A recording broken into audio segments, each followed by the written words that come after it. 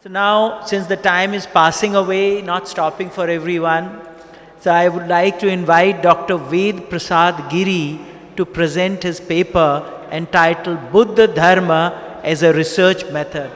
I'm very delighted to be here to be presenting my paper in this very distinguished conference. My name, as you know, is Prasad Giri, as just announced by our chair. I happen to be research director at a research institute associated with Pokhara University. Before my stint as a research director at Pokhara University, I was a professor of English at Dartmouth College in the US, where I taught for 10 years.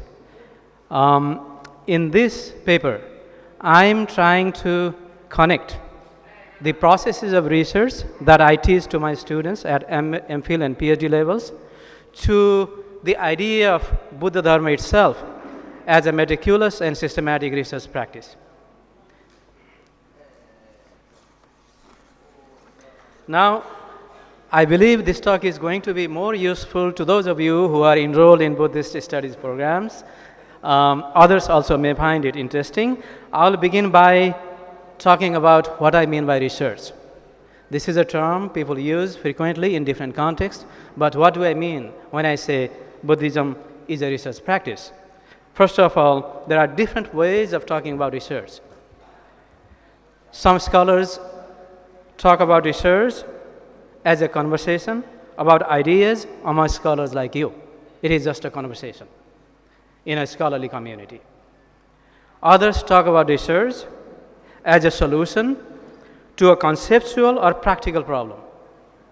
If you are trying to find a solution to a problem in a systematic and a methodical way, then you are probably engaged in an act of research. Another way of talking about research or defining research happens to be an answer to either a conceptual or a practical question. And then there are other scholars who talk about research in terms of creation of new knowledge based on existing scholarship. If there is nothing new to find, you have no research to conduct.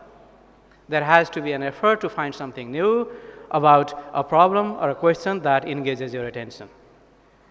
In all these different ways, there is a commonality. That commonality is research happens to be a process of reasoning that is based on evidence and that leads to a fresh view of the subject. This is a common denominator in all different definitions of research.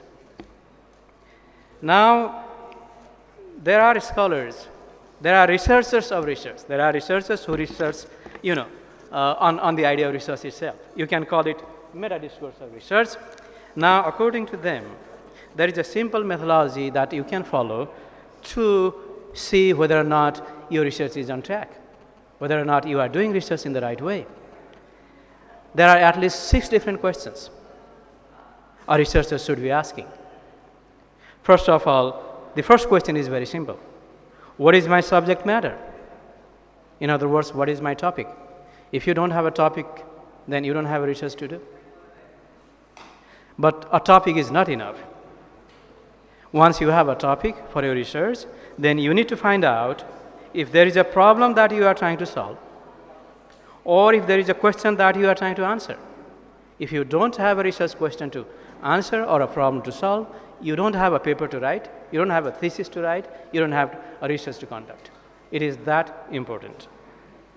Now, this third question has to do with the idea of thesis, which happens to be a contracted form, short form of the word hypothesis.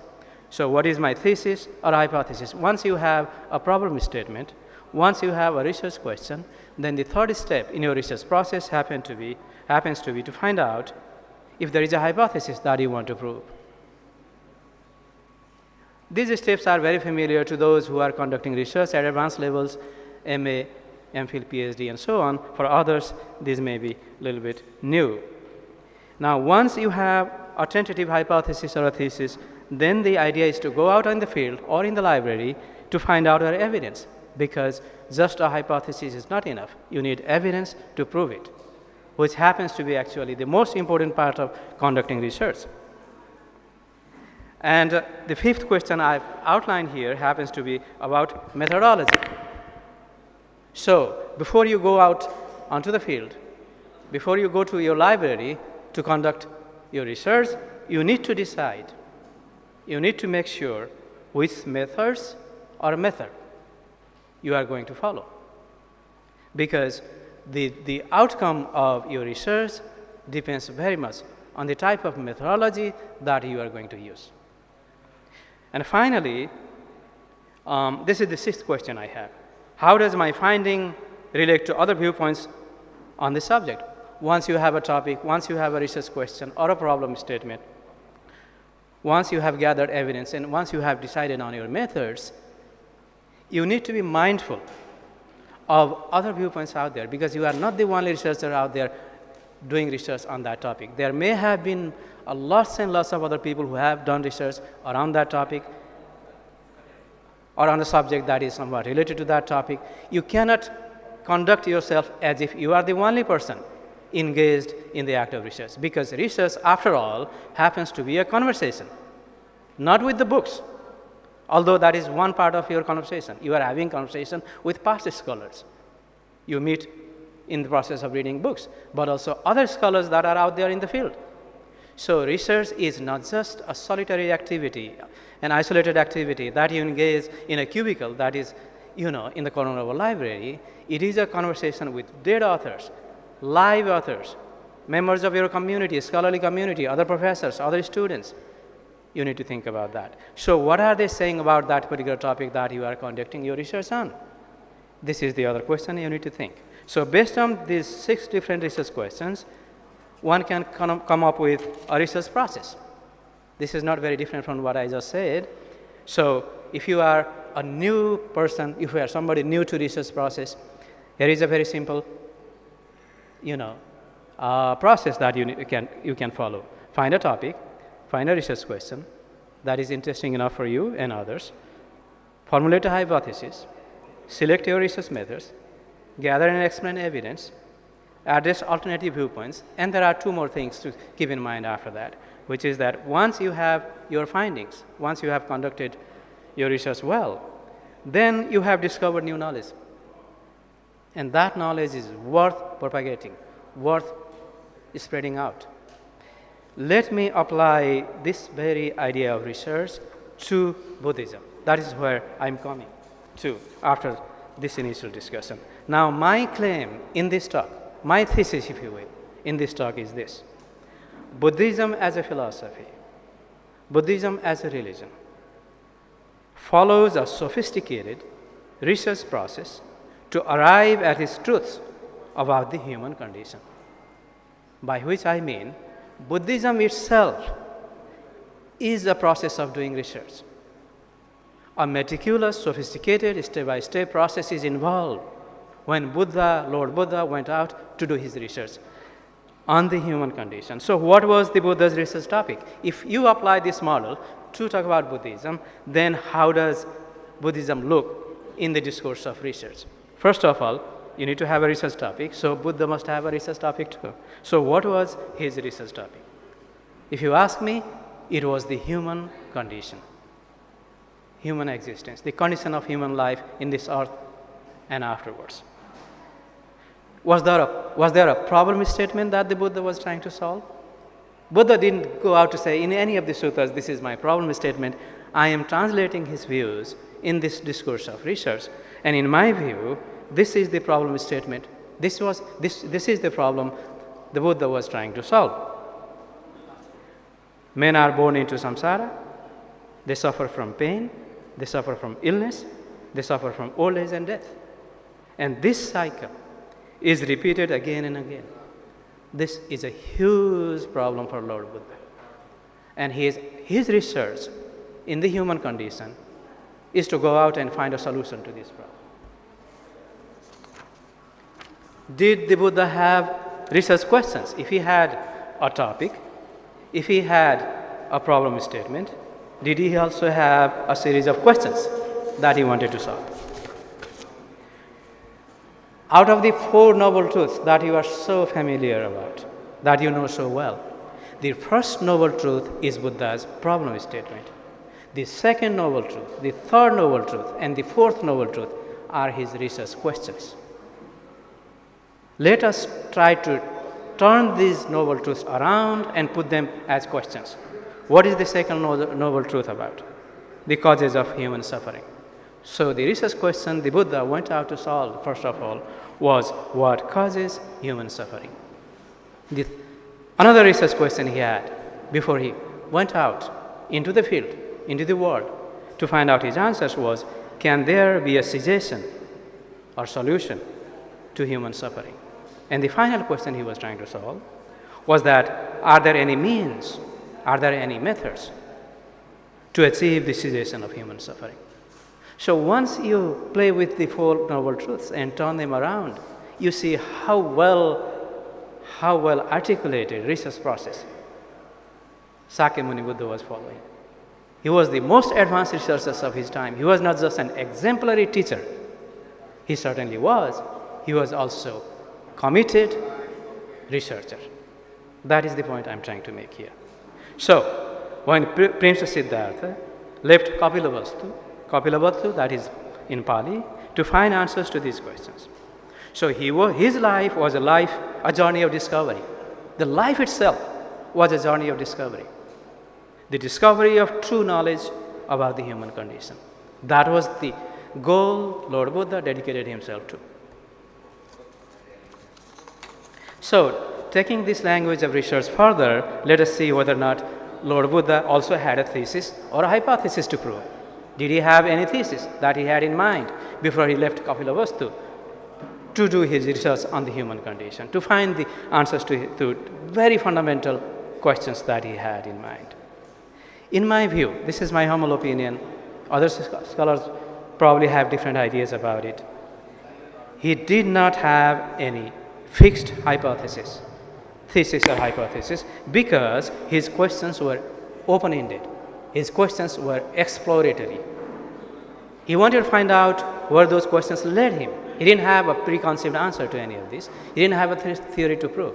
In that sense, his research is even more radical, even more advanced than some of the research that I teach to my students at my university. Because this type of research is much more challenging than the research that is based on a preconceived theory and preconceived hypothesis. And actually, the Dharma itself, the Dharma, Buddha Dharma, constitutes the ultimate discovery of his, the journey of knowledge. Let us look into his methods a bit. Earlier, I said that if you are trying to conduct research, you need to decide on your methods. Did Lord Buddha, did Sakyamuni Buddha also have some research methods? Did he have a method or set of methods before he went out to do his research? Let us look at some very basic things from his life. First of all, when Sakyamuni Buddha decided that he wanted to go out of the palace to find out answers to these fundamental questions, he didn't go to a library. So he was not interested into doing library research. A lot of our students go to the library. We send our students first to the library to find out, answers to their questions. Sakyamuni Buddha was not interested in that, at least at this point in his life. Earlier, when he was in palace, of course he was a reader. He had his gurus. He did a lot of research based in the library, based in readings and so on. But at this point in life, he was not interested in library research. He wanted to do field work because he left his palace to gather more and more evidence about the human condition out there in the field, away from Kapilavastu, en route to, the destinations that he visited later in life. And in that process, we also know from studying his life that he studied the ways of other spiritual seekers. He had at least two different gurus, two different teachers in his life. He made very careful observation of what the other teachers told him. He interviewed them, by which I mean he spoke with them and took very careful note of their thoughts and actions. And those processes can be translated back into research process, which is observation, interview, and ethnography. So he didn't do library research. He was interested in field work. He had a very amazing power of observation. He went out and looked at how other spiritual seekers were finding their way through their spiritual quest. He interviewed them, and he also made observations of their thoughts and actions. Beyond these steps, he also observed his own body his own feelings and his own mental phenomena. He was not just an observer of external phenomena, he was also an observer of the observer himself. And that makes his act an autoethnographic act. If you have, I don't know if you have heard of this term, autoethnography. This is quite fashionable in postmodern research circles these days. It happens to be not just looking out, but also looking in. Not just looking at how we conduct our research out there, but also looking at our own processes, our own methods, our own views. It is a self-critical, self-observing eye, an eye that turns towards oneself. So this is a very sophisticated process that he is following. And if you look at all these different stories that are embedded in the sutras, where Lord Buddha is trying to solve other people's problems, you can call that a case study. So a person goes to Buddha saying, look, I have this problem, Sakyamuni Buddha, can you give me a solution? So he conducts a very fascinating case study and then gives amazing answers to these people. So you can also say that he did case study in the process of his research.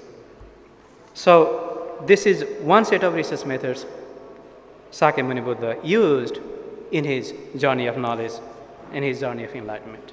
Now there is another point which is very important. There is a second set of methods that the Buddha used in his journey of knowledge. And I call it direct seeing or direct observation. Actually, these are the terms out of the sutras. These are not my terms. What is direct seeing? I'm sure many of you have heard about it, read about it. You probably are more familiar about these processes than I am, but it is very important to keep in mind this process of direct seeing. Based on my knowledge, this term direct seeing means many different things. There is not a single definition of it.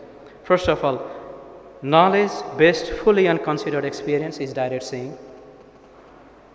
Knowledge that arises in the course of vipassana and samatha is direct seeing. That's why the word vipassana is translated as insight into English. And actually, the highest meaning of direct seeing is enlightenment itself, seeing into the heart of all phenomena, external and internal, at the moment of attaining enlightenment. So this pyramid goes up and up. Knowledge based on fully considered experience, insight based on meditation, but also seeing into the heart of all phenomena at the moment of enlightenment. And as you see, this last definition also takes you to the culmination, the very final point of the Eightfold Path, Noble Eightfold Path. Because if you follow the Eightfold Path, that is exactly where you are going to end. That's the Buddha's promise. So direct seeing is very, very important. It is a different kind of research. It's a different kind of research method than you have seen in social sciences or natural sciences. Let me give you some examples of this last set of research processes, because the earlier terms are very familiar. I don't need to go into them very much. But this last one is very unique and very unique to Buddhism. So what is direct seeing? Look at this sutta, Kesaputra Sutra. This example. I'm sure this is a very famous passage and many of you are already familiar about it. And I don't need to go, into it in detail. In this sutta, Sakyamuni Buddha is talking to Kalamas, right? A community that also calls itself the sons of Kesas, Kesaputras. Do not go by oral tradition, by lineage of teaching, by hearsay, by a collection of texts, by logic, by inferential reasoning, by reasoned cogitation, by the acceptance of a view after pondering it, by the seeming competence of a teacher or a speaker, or because you think the ascetic is your teacher. Don't do any of these things. He's not saying these are not important, but there is more important fact out there than what he has just listed. But when you know for yourself, these things are unwholesome, these things are blamable, these things are censored by the wise, then you should abandon them. This is direct knowledge.